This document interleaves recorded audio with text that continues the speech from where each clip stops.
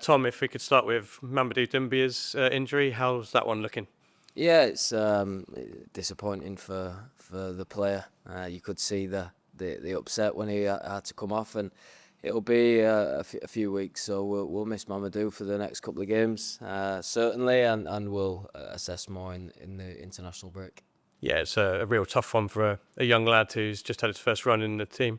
Yeah, and that is the real disappointing thing. He's been so patient, he's worked so hard, and the shirt was his for the time being, and we've got great competition in the squad. That when you do get a slight niggle or an injury or an illness, then you give the shirt up to someone else. So it was a lot of things probably going through Mamadou's head, but he's a great professional, and I'm sure he'll come back stronger. Any other injury concerns ahead of tomorrow night's game?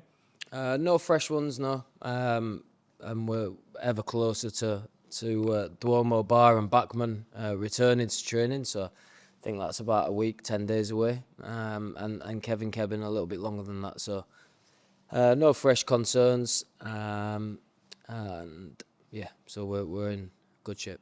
Has the main focus over these past couple of days been how to replicate the first half performance against Millwall across the 90 minutes? Yeah, absolutely. You know, it's not a case of we lose confidence because in the last 4 games, it's 8 halves of football. I think we've been good for 7, and I don't think one poor one should knock us off our stride. So let's not lose too much confidence. But it's been addressed, and we've gone through a process of making sure that doesn't happen again. What do you make of Swansea at the moment? It's been a good run of form.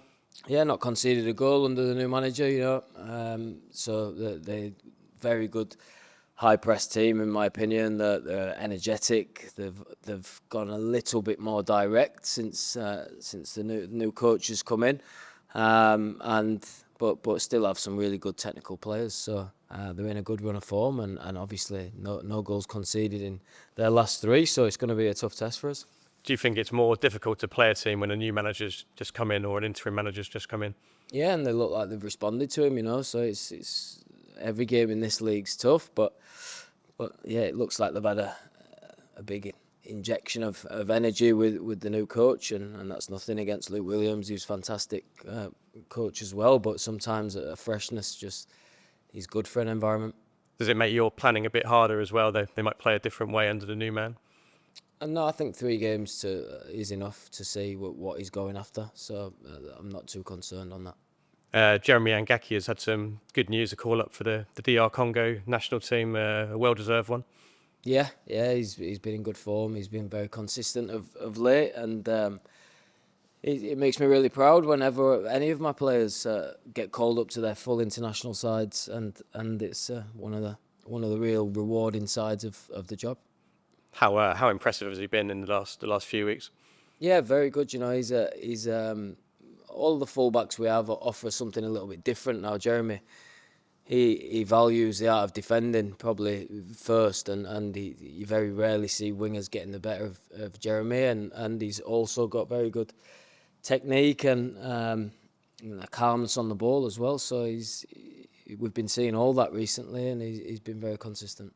10 games to go now. Do you feel we're at the stage where the margin for error is beginning to run out a little bit? Absolutely, and it's the challenge for the staff and players is, okay, I keep saying that we're in a consistent moment, bar in the second half. I keep saying how well we're playing, but ultimately it's not good enough. We're 6 points away from where our target is, so it's not good enough. So we need a little bit extra from everyone to make sure that we reach our targets, and we've got 10 games to do that, and each one of them's a final. How important is the next 2 games in particular going into the international break in a good position? Absolutely, and going back to my previous answer, that these 2 games are very, very important in that, and we have to do a little bit more, whether that's physically, technically, tactically. We have to.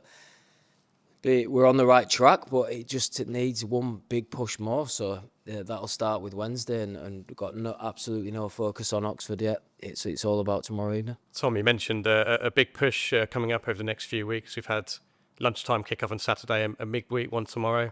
How important is the fans coming along, and how impressive is it them making these kick-off times?